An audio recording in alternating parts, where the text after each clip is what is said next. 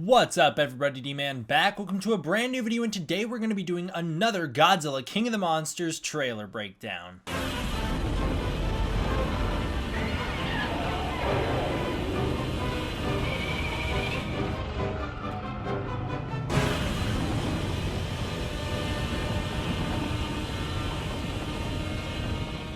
So in today's video, we are going to be breaking down the third trailer for Godzilla King of the Monsters. This one was released yesterday, from at least when I'm recording this. We'll see when I get it finished being edited. It was pretty tame for a final trailer, which is why I watched it. I do have a strict no spoilers policy in terms of I don't want any spoiler information, and I try my best to avoid all footage of the movie and everything like that outside of these main trailers, aside from like a few TV spots. I want to give a quick spoiler warning before we jump into the breakdown though, because not only are we going to be talking about what was seen in the footage, and although it was a pretty tame trailer for a third trailer, just mostly stuff that we've seen before extended, there is still some spoilery footage that we will be discussing, and also I will be talking about relevance to the plot and what might be happening in some of these scenes, so there is going to be some spoilers in here. Alright, starting out, not that I expect anyone missed this, but we have the same music from the beautiful TV spot that's being used here, although it's extended from what was heard in the beautiful TV spot. The intro is an extended clip of the desert kaiju being revealed. I'm gonna stick to the assumption that this is in North America for some reason, or in America. I don't know why, but I feel like this is in Utah or New Mexico or Arizona or somewhere else in this country. Again, I don't know exactly why, but I have a strong feeling that it will be, but I could be entirely wrong. We know that that other mountain kaiju lives in Germany, so who knows. We see Monarch vehicles all over the oil field, meaning that Monarch is definitely in the area when this Titan erupts. Probably not good for those poor guys driving the trucks. There is oil spraying out of the ground, which means that not all of the things popping up out of the ground are legs. In fact, the first things that pop up out of the ground is oil. During this, we hear more of a voiceover from Sam Coleman. This is the speech that he gives to the Senate, originally heard in trailer 2. This time he's just talking about how the Titans are back. And then we cut to Mothra's reveal shot that was revealed in the SDCC trailer. Her secondary wings are seen much more prominent here than they were in the SDCC trailer, along with her left leg, which you can see slamming into the ground. We also hear her Toho roar faintly over the shot. Great touch. Serizawa confirms that Monarch is aware of 17 different Titans on Earth, but he says that there are definitely more of them out there that they just haven't found yet. We don't know all of the 17, or at least I'm not going to talk about them here, because although we do have some extra names like Baphomet and a few others, I don't want to get into those here because those are talked about in the set visits and I've already covered that ground. But generally, here's the big 8 that we know of. We have Godzilla, Kong, Rodan, Ghidorah, Mothra, the Spider in the desert, the Mountain Titan, and then a Muto. I'm assuming a Muto is the 8th. I don't think they're going to not count the Mutos, because not only do we know that they have a big Muto head, but, you know, there could be another Muto out there. I don't know. I'm just going to assume that they counted the Mutos because it makes sense. But if there's 17 living kaiju, then we only have 8 that have been revealed so far that we've seen footage of. All right, let's talk about Rodan's eruption. Now, I don't think that the roar we hear during the shots of Rodan's eruption is actually his roar in the movie. I think it's a placeholder, kind of like the whale sound effects we got from Mothra in trailer 2. I want to mention that there is improved CGI on Rodan's wings that I really like. You see more magma flowing through it, and it flickers as his wings open up, which is a nice little touch.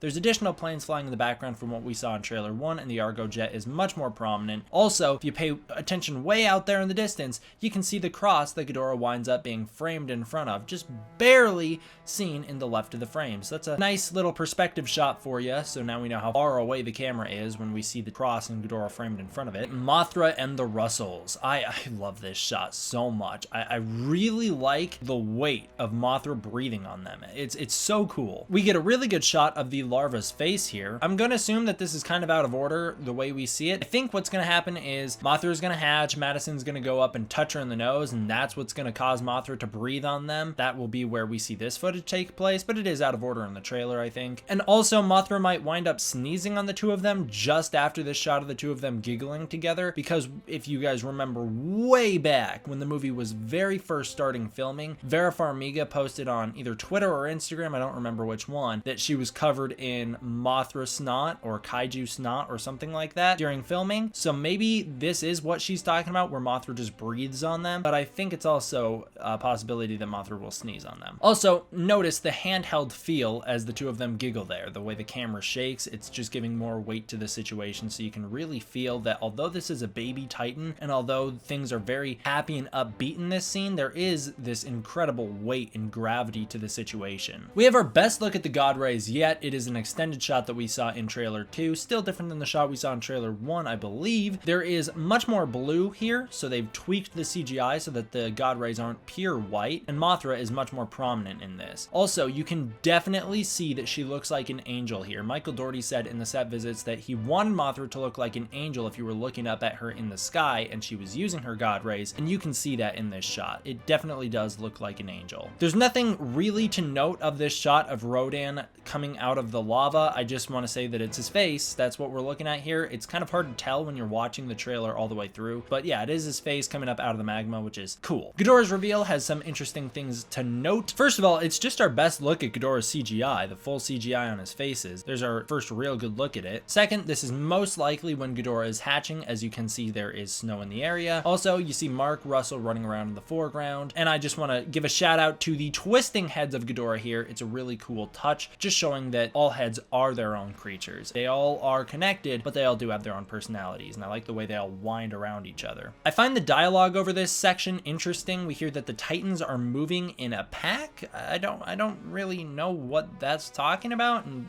they're supposedly hunting something. I think what Mark Russell, who's delivering this dialogue, or I guess Kyle Chandler, who's playing Mark Russell, what Mark Russell is saying here is that Rodan and Ghidorah are moving in a pack. They are probably hunting down humanity. I'd assume he's referring to the destruction they cause in DC, moving up from DC to Boston, and then maybe also he's including Mothra in that pack because we know she winds up tangling with Rodan in the sky, but I'm not sure. Also, there is the clear suggestion here that Ghidorah will start the movie as the alpha. Godzilla will not be the king of the monsters until he defeats Ghidorah, and that will be Godzilla's hero's journey throughout the course of this film. I made a full video back about this in August called Godzilla is Not the King of the Monsters, and I basically talked about how, yeah, the title has always kind of been a wish-washy title in the franchise, and he's never really had to earn it, but this will be the movie when he is forced to earn it. And that was basically just what I was talking about, is that in this movie we're going to see Godzilla have to deal with the true king of the monsters, Ghidorah, and he's going to have to take the title from Ghidorah, and I got loads of hate for it. So I just want to say that even Mark Russell agrees with me that Ghidorah is the king of the monsters and Godzilla is going to have to take the title from him. Ghidorah on the volcano, that shot is extended in this trailer. We see much more lightning striking around Ghidorah on both sides, and the CG somehow appears to be improved even though the beautiful trailer came out like a few weeks ago. That's incredible. They are still doing so much work on this movie. I love it. I'd assume this happens just before Ghidorah confronts Rodan in the sky. Pay attention to the roar. It is very similar to the Heisei Ghidorah roar. Ghidorah squinting at Madison indicates that he definitely notices her, as we do know he is deliberately hunting her down when she is in Fenway Park, and that when he looks in the window he is looking for her. I think Ghidorah taking notice of humanity makes him much scarier than other versions of the character which kind of mindlessly destroyed cities. The fact that this one is actively hunting down humans makes him much more threatening than any other version of the character, and makes him scarier because this one makes it personal, and I really like that. I like the touch. Michael Dougherty did say he was going for a horror movie vibe with Ghidorah, and that seems like a great way that you can go about achieving that. Also, with Mark's dialogue here, it does sound like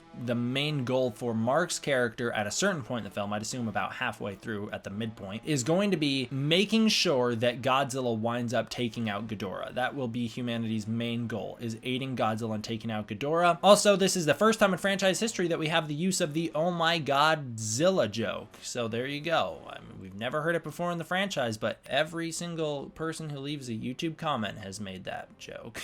I'm sure I've made that joke too. All right, during the call to arms scene, which is extended in this trailer, we see some new cool stuff. The whirlpool surrounding Godzilla gives another level of weight to him. It also gives him another link to nature, kind of giving him that part of the natural order vibe. The shot of Godzilla rising up out of the water is definitely extended, and there is massive CGI improvements over this, especially noticeable when the eyes light up blue. Holy cow, they touched that scene up, and it looks beautiful. That's probably the best best CGI in the entire trailer of any trailer so far is this scene where his eyes light up blue and he fires the atomic breath into the sky. Starting out, the atomic glow throughout his chest is way more prominent than it was. Everything in this shot is much sharper. The dorsal fins are way more defined, especially on the head. The lighting has been improved drastically to help us see, and also there's been much more rain added to it to give it a bit more of a wet effect, I guess. And the dorsal fins on the back have way more detailing than they did previously. I am in love with this shot. The shockwave that hits the boat during the volcano's eruption reminds us of the power of nature and ties the Titans, Rodan specifically, back to that same power. Again, they're trying to tie these monsters into nature in this movie, and in the MonsterVerse as a whole. The lighting in all this is coated in orange as a way to differentiate Rodan's scenes from that of Mothra and Godzilla, whose scenes are all blue. It's nice color contrast there. Also, I like the idea that we are seeing a lot of fishing boats in this trailer, as it is returning us right back to where the franchise started 60 plus years ago. The shot of Rodan walking around through Monarch Outpost 56 is our first look at Rodan actually walking on the ground. Throughout the trailers, we've just seen him flying. Also, it's a great parallel to the Burning Titan we see in trailer 2 that's walking around. I'm not going to talk any more about that, although we will have to talk about him in a little bit, but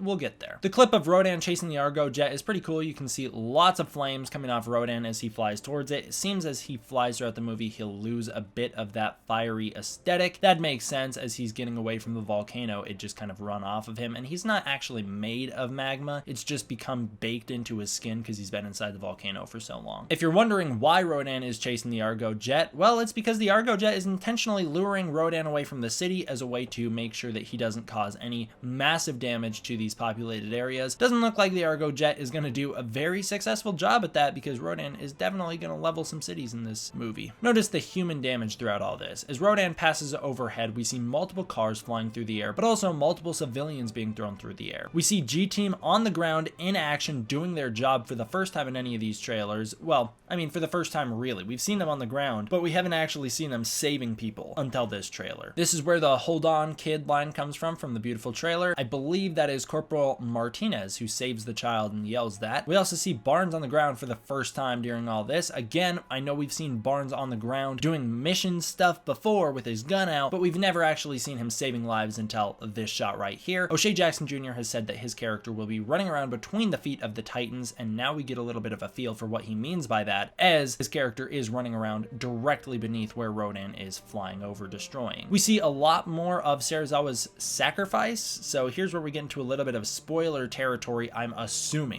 This is all just theories, but like, holy cow. Serizawa taking off his helmet and gloves to touch Godzilla in this bonding moment almost 100% guarantees his death. I can't see him making it out of this. He takes off his helmet and touches the radioactive giant dragon god dinosaur. There's no way you make it out of that. Even if he were to walk away from this situation, which I think he's gonna just blow himself up, but even if he were to walk away from it, I feel like he'd get radiation poisoning or something bad would happen to him as a result of touching this massive creature, but I'm not sure. Maybe this Godzilla is not as radioactive as the other Godzillas. Who knows? All I know is that they're trying to have this big moment for Serizawa where the guy finally gets to live out his lifelong dream of coming face to face with Godzilla, the thing that his dad basically kind of helped discover, and he has this whole emotional connection to Godzilla from the comic books and everything like that. It's just going to be an emotional moment for the character that I'm assuming he's not going to make it out of. If he does die here, he should have lost that eye, man. They should have taken that eye first. That's all I'm saying. But if he dies here, as long as they do it in a really grand way and make his sacrifice worth it like it was in the original 54 movie, I can appreciate that. Again, there are some CG enhancements in this scene that were not present in trailer 2, making the scene look a little bit more gritty than it was in trailer 2. Serizawa sets up what appears to be a mini nuclear bomb in Godzilla's lair. I'm not sure why he's doing that or how that's supposed to help Godzilla. I know Godzilla feeds off radiation, but I mean, they also tried to kill him with a nuclear bomb, and Serizawa was worried that a bomb was going to kill him in 2014, so I'm not sure why he'd go blow Godzilla up this time, but we'll have to see how it's executed in the movie. We don't even know that's what's happening. That just kind of looks like what's happening. Godzilla leading the military charge is extended from trailer 1 and features a much bluer Godzilla with lots more CGI enhancements. Pay attention to the lighting in the background. It has been changed from yellow to blue. Bradley Whitford's character, Dr. Stanton, appears to be a comic relief character in this movie. I really like the humor that his character brings to the table. I know a lot of people don't like the humor in these trailers, but I think his character is definitely alright. I think people have a major problem with Thomas Middleditch, who I still haven't seen the thing that people have a problem with him about, so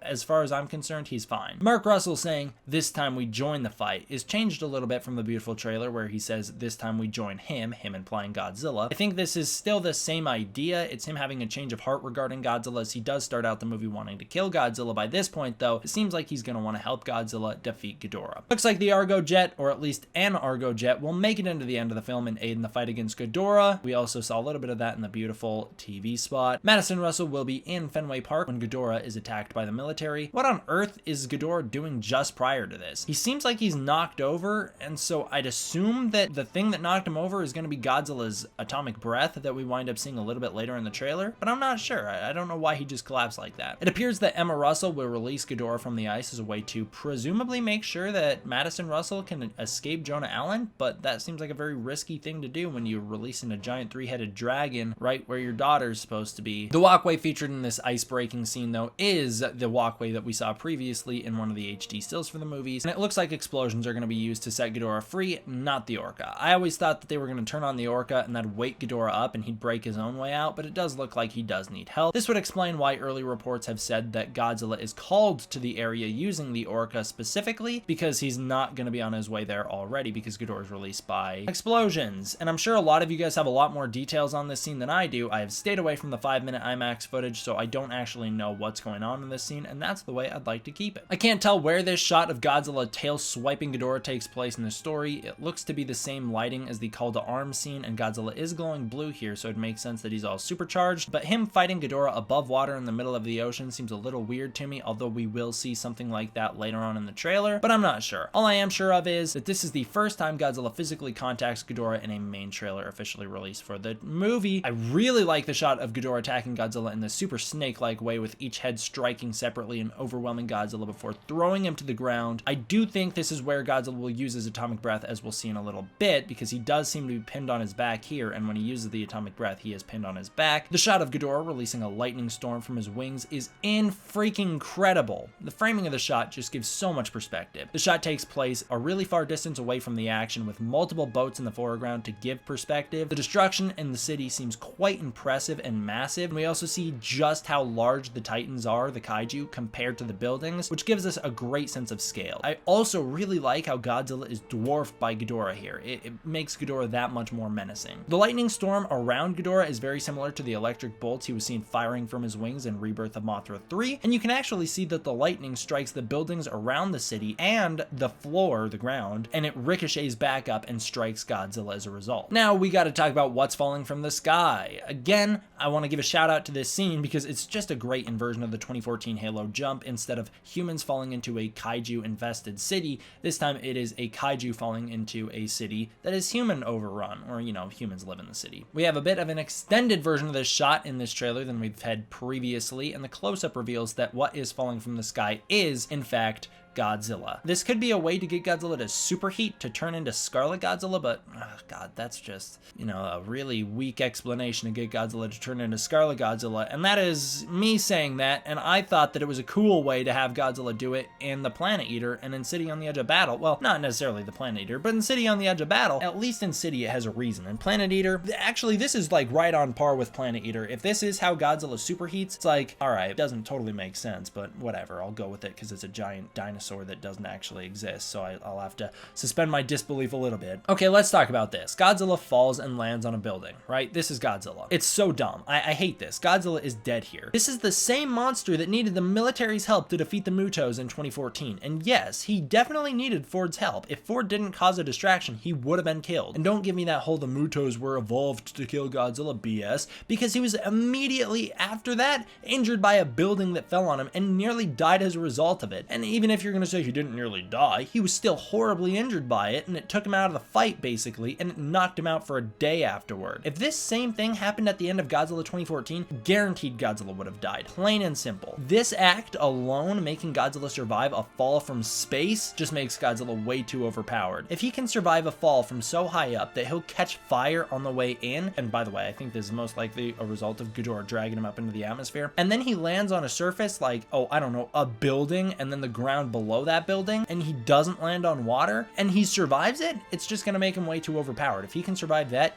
he can survive anything. This Godzilla should be flattened like a pancake on impact, and also the earthquake that would happen as a result of this impact, there'd be no city left to save. This should have been Mothra falling from the sky all burning up, or Rodan dive bombing someone. That's what that should have been. But whatever, I guess we're just gonna say, hey, it's Godzilla, because sure. We see a little bit more of the underwater explosion. It destroys what looks like bones. We do know that Godzillas have lived in this territory before. At least the current Godzilla lives in this territory, so it makes sense that it's potential Godzilla bones. Most likely caused by the mini nuke that Serizawa sets up. I love this. This is my favorite shot of the trailer. We get some classic Universal horror-esque imagery here with Godzilla roaring in the snow, only lit by moonlight. It's beautiful. Most likely his first reveal in the movie when he confronts Ghidorah in the Arctic. And when I say his first reveal, I mean his first reveal on land, not when he swims up and does the intimidation display, which I think comes before that. We have an extended clip of Rodan clashing with Ghidorah in the sky. The fire on Rodan's wings seems to be slowly setting out as the movie goes on, as I've said previously. As the clouds shift and the lightning strikes, we can see Ghidorah's full wingspan revealed, and he does appear much wider than Rodan, but still, he doesn't appear a lot taller than Rodan, which I find very weird. This is just a beautiful shot of Mothra. I just want to say that. She looks like the Toho Mothra when you look at her face, which I think is great. The blue in her wings appears to be dying out as a result of probably a lot of wear and tear, and you can see that she has this very cool dark fur, and the CG on her fur just looked great. Looks like you could pet her. The wings appear to be burnt. I'd assume because of that this most likely takes place towards the end of Mothra's journey, and there is yellow striking across her face, meaning that Ghidorah is probably nearby. This may lead directly into the shot that follows it in the trailer, which is the Fallen Angel shot, where I believe what we're looking at here, spoiler warning, is Mothra sacrificing herself to stop Ghidorah's gravity beams from contacting something. I don't know what she's trying to stop them from contacting, probably Godzilla, but it looks like she jumps in the way to save someone or something and winds up more than likely dying as a result of it, because Mothras just tend to die. This shot is of a gravity beam striking Godzilla and knocking him over. He is firing his atomic breath during this, but because he's knocked over, his atomic breath winds up blowing up one of the Monarch buildings in the Antarctican outpost. It appears that Godzilla and Ghidorah are going to have a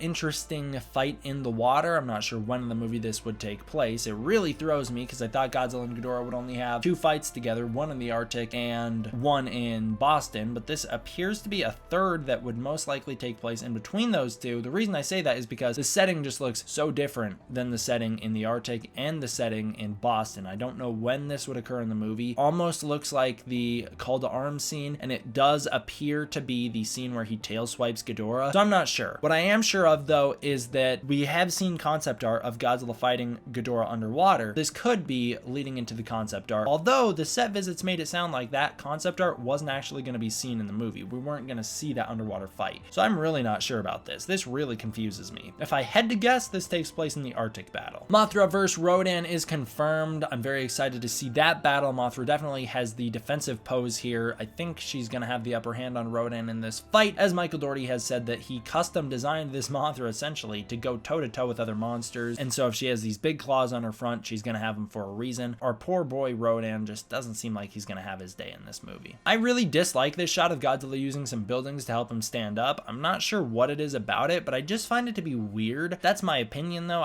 You know, it's not like that's important. This is most likely Godzilla being weakened from Ghidorah. I've seen some people calling this a 98 reference due to the way he stands up, but I don't really see it. Also, you do see something burning that is falling behind him. I would say that that could be the thing falling from the sky, but again, I think that thing falling from the sky is him, so I don't think that's possible. And you finally have this little bit where Godzilla blasts Ghidorah away with the atomic breath. It is much stronger than the atomic breath in 2014. It doesn't even look like the same atomic breath from 2014. This is the first use of the atomic breath that we've seen in a trailer that contacts Ghidorah, and it's the first time we see Godzilla use his atomic breath as a weapon since the ending of 2014. As I said earlier, I think this is a continuation of the shot where Ghidorah tackles Godzilla and knocks him over, as we do see Godzilla is laying on his back when he fires the atomic breath. So that'll do it for the things that I wanted to talk about in this trailer breakdown. I've done so many other trailer breakdowns and just discussion videos and other breakdowns in general about this movie that I've covered a lot of this stuff before in theories and in set visits, and I've also covered a lot of the stuff that I didn't talk about from this trailer in those previous videos as well. So this is a super in-depth analysis of the trailer, yes, but it could have been even worse. So just